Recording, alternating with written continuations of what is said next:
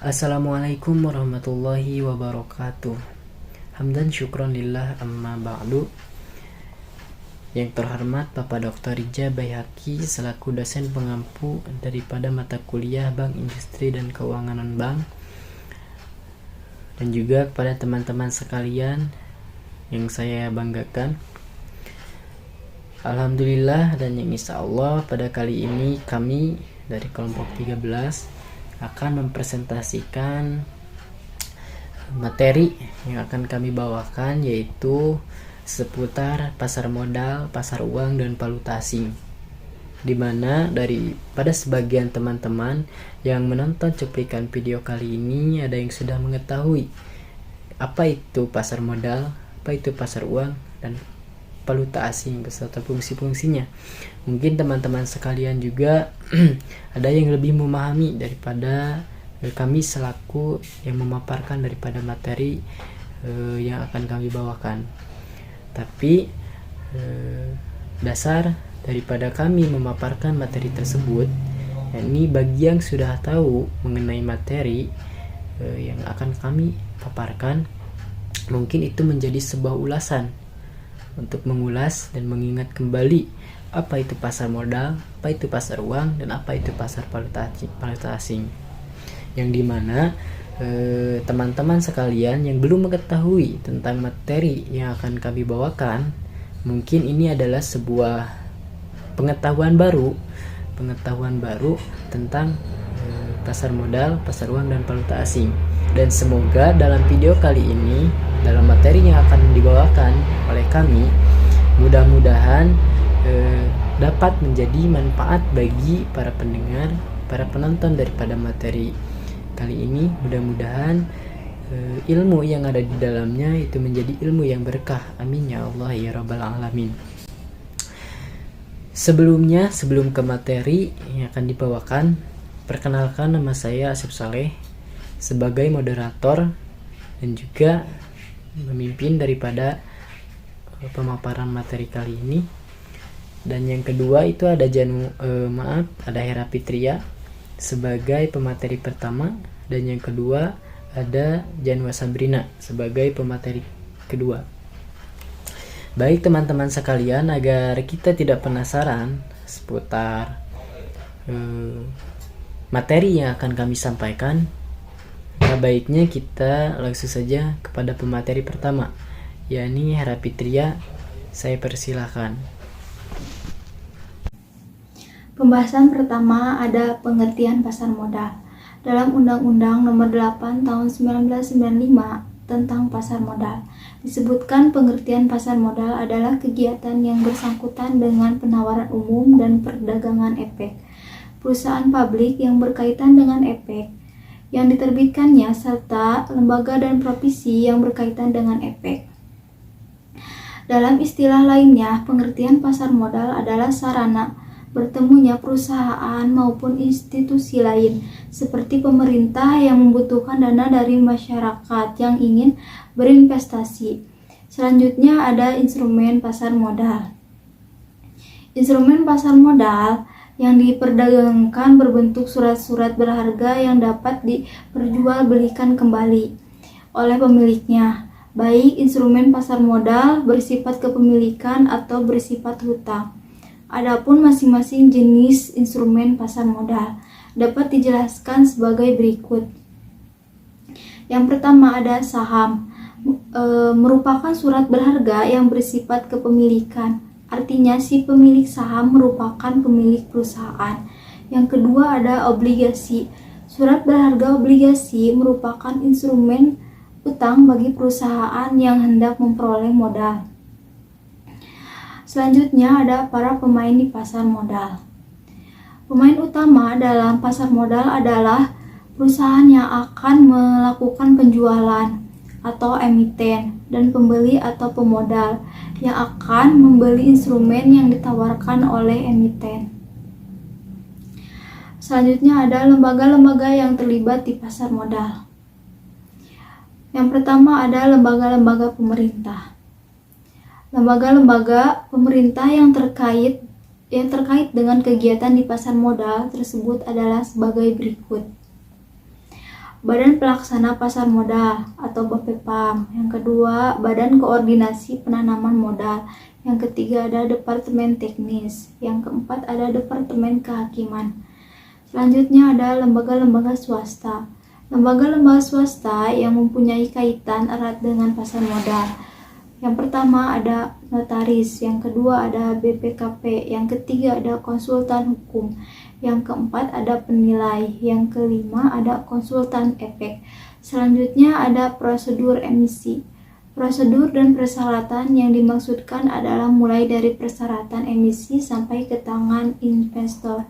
Kemudian dilanjutkan dengan penjualan dan pembelian saham dan obligasi di pasar perdana sampai di pasar sekunder. Persyaratan emisi adalah izin registrasi yang diberikan oleh BAPEPAM setelah memenuhi persyaratan yang telah ditetapkan sebelumnya. Setelah registrasi di BAPEPAM, emiten harus listing di bursa paling lambat 90 hari setelah izin dikeluarkan.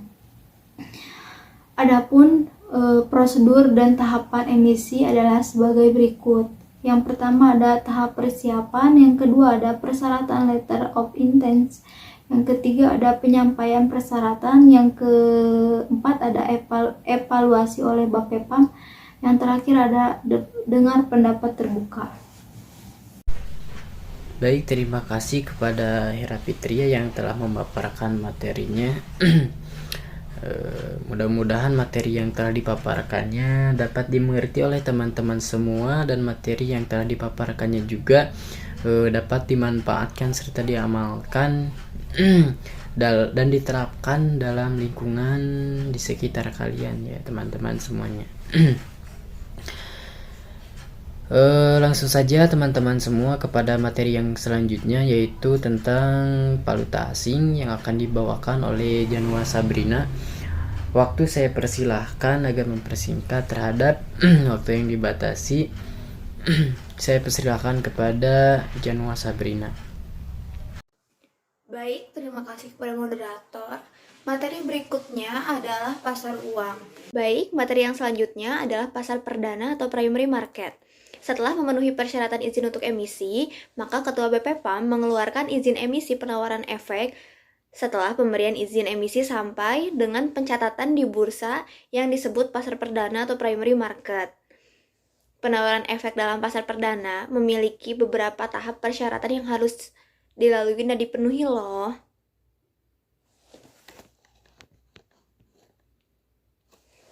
Adapun tahap-tahap penawaran efek di pasar perdana adalah sebagai berikut. Yang pertama, ada pengumuman dan pendistribusian prospektus. Lalu selanjutnya dibagi menjadi 2 jalur. Yang kedua ada masa penawaran dan yang ketiga ada masa pencatahan. Di masa penawaran itu juga ada 2 jalur. Yang pertama ada masa pengembalian dan masa penyerahan efek. Lalu pada masa pencatahan juga kembali ada 2 jalur atau 2 cabang, yaitu tahap pencatatan efek dan yang terakhir adalah tahap pasar sekunder.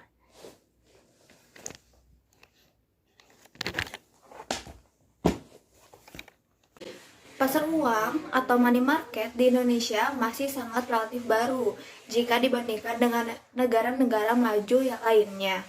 Dalam perkembangan dunia sekarang ini, pasar uang di Indonesia juga ikut berkembang loh, walaupun tidak semarak perkembangan pasar modal atau capital market. Pasar uang atau money market merupakan sarana lembaga keuangan dan peserta lainnya, baik dengan memenuhi kebutuhan dana jangka pendek, maupun dalam melakukan penempatan dana atas kelebihan likuiditas yang merupakan sarana pengendalian moneter oleh penguasa moneter dalam melaksanakan operasi terbuka. Selanjutnya ada tujuan pasar uang. Tujuan pasar uang dilihat dari 2 sisi loh. Yang pertama dari pihak yang membutuhkan dana. Bagi pihak yang membutuhkan dana, tujuan pasar uang adalah yang pertama untuk memenuhi kebutuhan dana jangka pendek, yang kedua untuk memenuhi kebutuhan likuiditas, dan yang terakhir untuk memenuhi kebutuhan modal kerja yang sedang mengalami clearing. Sementara itu, dari pihak yang menanamkan dana, tujuan pasar uang ini adalah yang pertama untuk memperoleh penghasilan dengan tingkat suku bunga tertentu.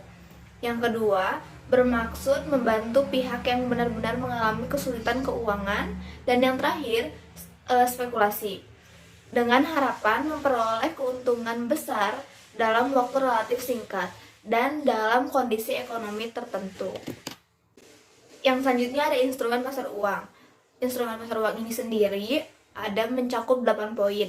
Yang pertama ada interbank call money, merupakan kredit atau pinjaman yang harus segera dilunasi dari pihak pemberi dana, dibayar apabila sudah ada tagihan dari kreditor. Waktu pelunasannya 1 hari sampai 1 minggu. Yang kedua ada sertifikat Bank Indonesia atau SBI, merupakan salah satu mekanisme yang digunakan Bank Indonesia untuk mengontrol kestabilan nilai rupiah. Dengan menjual SBI, Bank Indonesia jadi bisa menyerap kelebihan uang primer yang beredar.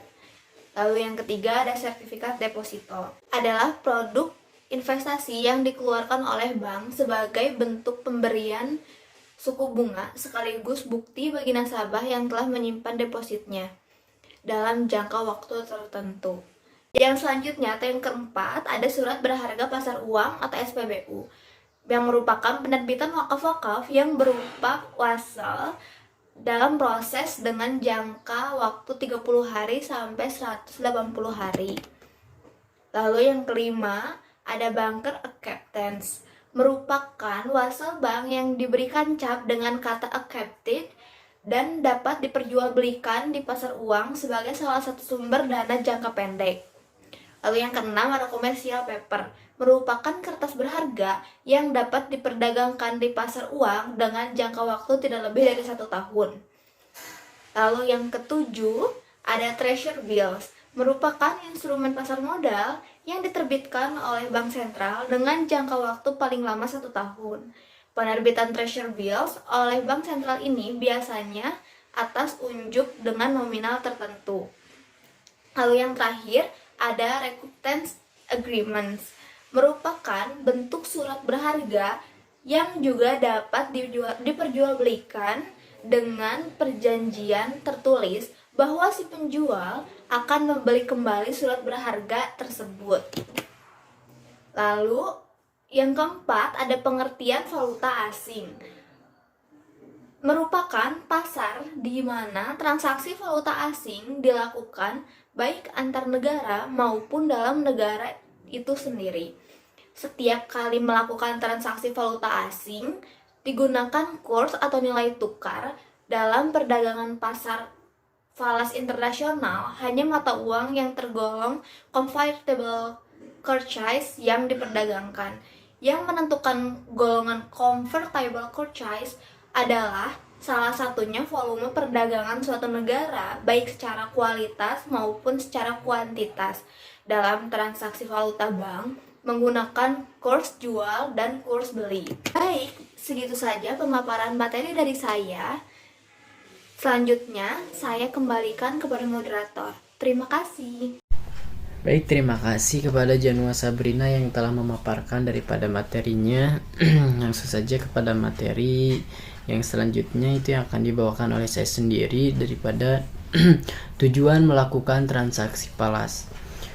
Tujuan daripada melakukan transaksi falas itu terdapat 6 tujuan daripada melakukan transaksi falas. Di antaranya yang pertama itu ada untuk transaksi pembayaran, yang kedua itu pengiriman uang ke luar negeri, yang keempat itu berbelanja, yang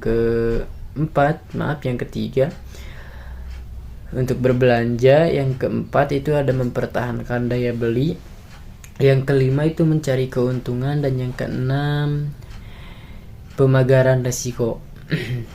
Kemudian juga ada jenis-jenis transaksi falas.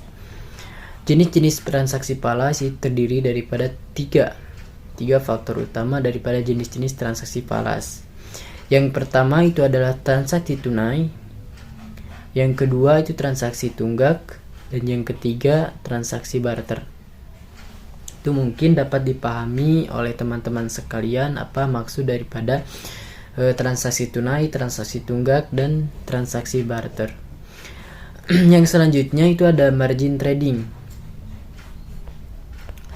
Margin trading kegiatan pembeli falas secara terus-menerus dalam suatu pasar untuk kemudian dijual kembali di pasar lain dengan harga yang lebih tinggi. Persyaratan daripada margin trading diantaranya: 1. Dilaksanakan berdasarkan kebijakan risiko bank dan suatu kontrak yang telah disetujui sebelumnya. Yang kedua, margin trading dilakukan atas dasar tersedianya margin deposit yang tersedia. Yang ketiga, ditetapkan setinggi-tingginya 10% dari modal bank untuk kepentingan bank. Jadi, ada penetapan setinggi 10% daripada modal bank untuk kepentingan bank itu sendiri. Dan yang keempat itu untuk kepentingan nasabah margin trading, ditetapkan setinggi-tingginya 10 kali dari margin deposit nasabah yang disetor ke bank. Jadi ada kepentingan nasabah margin trading itu ditetapkan paling tinggi itu 10 kali dari deposit nasabah yang disetor ke bank. Kemudian juga yang kelima itu, jika mengalami kerugian 5% dari modal, maka harus segera menghentikan kegiatan margin trading dan baru dapat dilakukan kembali setelah memperoleh persetujuan BI. Jadi jika ada kerugian 5% daripada modal, maka harus segera menghentikan kegiatan margin trading dan baru dapat dilakukan kembali setelah memperoleh persetujuan BI. Jadi harus mendapatkan dulu persetujuan daripada BI atas kerugian yang dihasilkan itu 5% maksimal. Yang keenam itu, margin deposit nasabah maupun bank harus dicantumkan dalam laporan mingguan dan bulanan.